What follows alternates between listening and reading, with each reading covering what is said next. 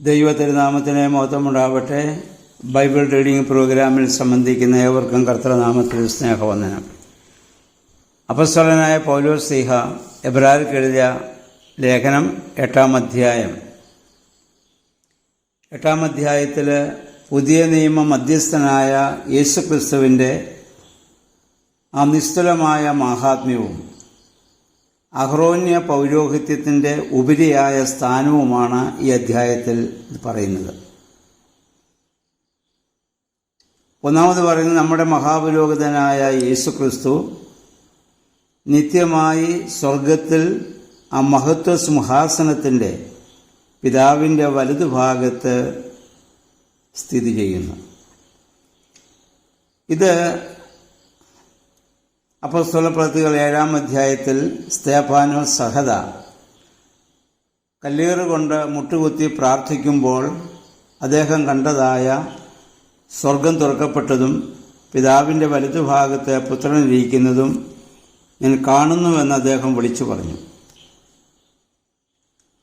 അതാണ് ഇവിടെ പൗലോസ് ശ്ലീഹ ഇവിടെ പറയുന്നത്. അവൻ പുത്രൻ്റെ പിതാവിൻ്റെ വലതുഭാഗത്ത് ആയിരിക്കുകയാണ്.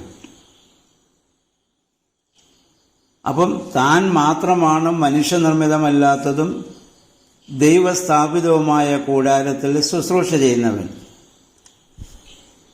പഴയ നിയമത്തിൽ ഇസ്രായേൽ ജനത്തിന് യഹോവയുടെ കൽപ്പനപ്രകാരം മോശ സമാഗമന കൂടാരമുണ്ടാക്കി. ആ സമാഗമന കൂടാരത്തിൽ മോശയും അഹ്റോനും അവൻ്റെ മക്കളും ഒക്കെ അവിടെ ശുശ്രൂഷ ചെയ്തു. അത് മനുഷ്യനിർമ്മിതമായിരുന്നു. ആ കൂടാരം എങ്ങനെ പണിയണം എന്നുള്ളതും അതിലെന്തെല്ലാം ഉണ്ടായിരിക്കണം എന്നുള്ളതും പുറപ്പാട് പുസ്തകം 25 മുതലുള്ള അധ്യായങ്ങളിൽ നമുക്ക് കാണാൻ പറ്റുന്നുണ്ട്. യഹോവയായ ദൈവത്തിൻ്റെ നിർദ്ദേശപ്രകാരമാണ് അതൊക്കെ ചെയ്തത്. അത് താൽക്കാലികമായ ഒരു സംവിധാനമായിരുന്നു. യേശുക്രിസ്തു വരുമ്പോൾ സ്ഥാപിക്കാൻ പോകുന്ന ആ നിത്യകൂടാരത്തിൻ്റെ ഒരു മാതൃക മാത്രമായിരുന്നു പഴയ നിയമത്തിൽ സംഭവിച്ചത്.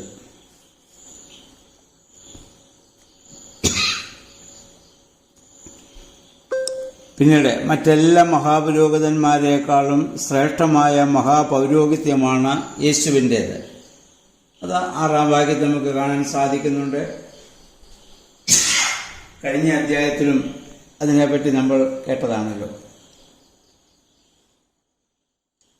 കാരണം യേശുക്രിസ്തു മധ്യസ്ഥനായിരിക്കുന്ന ഉടമ്പടിയും അതിൻ്റെ വാഗ്ദാനങ്ങളും, അതാണ് പഴയ നിയമ ആ ഉടമ്പടിയേക്കാളും വാഗ്ദാനങ്ങളെക്കാളും ഒക്കെ ശ്രേഷ്ഠമായിട്ടുള്ളത്. ആദ്യ ഉടമ്പടി ഇസ്രായേൽ ജനത്തിന് ഉണ്ടായിരുന്നത് ഇസ്രായേൽ ജനത്തിൻ്റെ ആ പ്രവർത്തന മുഖാന്തരം അത് ന്യൂനതയുള്ളതായി മാറി. അതാണ് അതിൻ്റെ 10-ാം വാക്യത്തിൽ നമ്മൾ വായിക്കുന്നു. 9-ാം വാക്യത്തിൻ്റെ അവസാന ഭാഗം, അവർ എൻ്റെ ഉടമ്പടിയിൽ ഉറച്ചു നിന്നില്ല, അതുകൊണ്ട് ഞാനും അവരെ ശ്രദ്ധിച്ചില്ല.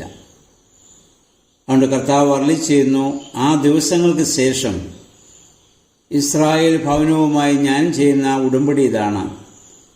എൻ്റെ നിയമങ്ങൾ അവരുടെ മനസ്സിൽ ഞാൻ സ്ഥാപിക്കും, അവരുടെ ഹൃദയത്തിൽ ഞാൻ അവ ആലേഖനം ചെയ്യും. ഞാൻ അവർക്ക് ദൈവമായിരിക്കും, അവർ എനിക്ക് ജനവും. ഇന്ന് പുതിയ ഉടമ്പടിയുടെ ഭാഗങ്ങളാണ് ഞാനും നിങ്ങളും. നമ്മുടെ ഹൃദയത്തിൽ ദൈവം ആ ഉടമ്പടി ആലേഖനം ചെയ്തിരിക്കുന്നു.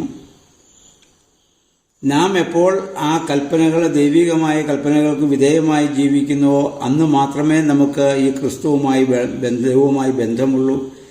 എപ്പോൾ നമ്മൾ അകലുന്നു അന്ന് നമ്മൾ അതിൽ നിന്ന് അകന്നു പോവുകയും ചെയ്യും. പഴയ നിയമത്തിൽ ഇത് തന്നെയായിരുന്നു പറഞ്ഞത്. മോശ മുഖാന്തരം 10 കൽപ്പനകൾ കൊടുത്തിട്ട് പറഞ്ഞു, ഇത് ഞാനും നീയുമായുള്ള, ഞാനും ഇസ്രായേലുമായുള്ള ഉടമ്പടിയുടെ നിയമമാണ്. ഇത് പാലിക്കുമ്പോൾ ഞാൻ നിങ്ങളുടെ ദൈവവും നിങ്ങൾ എൻ്റെ ജനവുമായിരിക്കും. എന്ന് നിങ്ങളിന്ന് ലംഘിക്കുന്നുവോ അന്ന് നാം തമ്മിൽ ബന്ധമില്ല. എന്നാൽ ആ ന്യായപ്രമാണ കൽപ്പനകളെയും ഉടമ്പടിയൊക്കെ ഇസ്രായേൽ ജനം ലംഘിച്ചതുകൊണ്ട് ആ ഉടമ്പടി അപ്രസക്തമായി പോയി.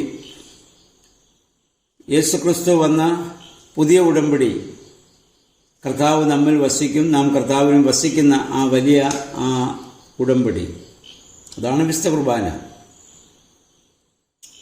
അതിൻ്റെ ഭാഗമാക്കി നമ്മെ മാറ്റിയിരിക്കുകയാണ്. അപ്പോൾ അത് നമ്മിൽ നിന്ന് നഷ്ടപ്പെട്ടു പോകാതെ ആ ഉടമ്പടിയുടെ മക്കളെന്ന രീതിയിൽ ജീവിക്കാനും പ്രവർത്തിക്കാനും നമുക്ക് സാധിക്കേണ്ടതാണ്. പുതിയ ഉടമ്പടി വന്നതോടുകൂടി പഴയത് പഴകിപ്പോയി, ഇനി കുറെ കഴിയുമ്പോൾ അത് കാലഹരണപ്പെട്ടു പോവുകയും ചെയ്യുമെന്ന് പറയുന്നു. അങ്ങനെ ആ ഇസ്രായേൽ ജനത്തിൻ്റെ അത് മുഴുവൻ അവർക്ക് നഷ്ടപ്പെട്ടു, കാലഹരണപ്പെട്ടു പോയി. യേശുക്രിസ്തു സ്ഥാപിച്ച പുതിയ ഉടമ്പടിയുടെ മക്കളാണ് ഞാനും നിങ്ങളും എന്നുള്ള ബോധ്യത്തോടെ ദൈവത്തിൻ്റെ ആ കൽപ്പനകളെ പാലിച്ച് ദൈവത്തിന് വിധേയമായി ജീവിക്കുവാൻ നമുക്ക് സാധിക്കണം. അപ്പോഴാണ് കർത്താവ് നമ്മിലും നാം അവനിലും വസിക്കുന്ന അനുഭവം നമുക്കുണ്ടാവുക. അതാ കർത്താവ് പറഞ്ഞ വിശുദ്ധ കുർബാനയെ പറ്റി പറഞ്ഞു, എൻ്റെ ശരീരം ഭക്ഷിക്കുന്നവൻ എന്നിലും ഞാൻ അവനിലും ഇറങ്ങി വസിക്കും.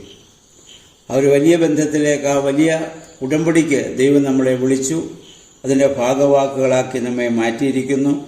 അതപ്പോൾ ആ ഉടമ്പടിക്ക് വിധേയമായി മാത്രം ജീവിക്കാൻ നമുക്ക് ഇടയായിട്ട് തീരണം.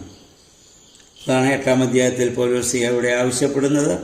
അതുകൊണ്ട് ഇസ്രായേൽ ജനത്തോട് അദ്ദേഹം പറയുന്നു, പഴയ ഉടമ്പടി കാലഹരണപ്പെട്ടു, പുതിയ ഉടമ്പടി ക്രിസ്തുവാണ് കൊണ്ടുവന്നത്. ആ ക്രിസ്തുവിനോട് അവനിൽ നിങ്ങൾ വിശ്വസിക്കണമെന്നുള്ള വലിയ ആഹ്വാനം ഇത് നമുക്കും ഇന്ന് ബാധകമാണ്. പുതിയ ഉടമ്പടിയുടെ ഭാഗങ്ങളാണെങ്കിലും അതിൻ്റെ ആന്തരികമായ മർമ്മങ്ങളെ ഗ്രഹിക്കാൻ സാധിക്കാതെ വീണ്ടും പഴയ ഉടമ്പടിയുടെ ഒരു അവസ്ഥയിലേക്ക് ഞാനും നിങ്ങളും പലപ്പോഴും വീണു പോവാറുണ്ട്. അതിൽ നിന്ന് വ്യത്യസ്തമായി പുതിയ ആ ഉടമ്പടിയുടെ മക്കളെന്നുള്ള ബോധ്യത്തോടെ കർത്താവിന് പൂർണ്ണ സമർപ്പിതമായി ജീവിപ്പാൻ നമുക്കിടയായി തീരട്ടെ. നമുക്ക് വേണ്ടി വാദിക്കുവാൻ നിത്യപുരോഹിതനായി പിതാവിൻ്റെ സന്നിധിയിൽ എപ്പോഴും പുത്രൻ തമ്പുരാനായിരിക്കുന്നു.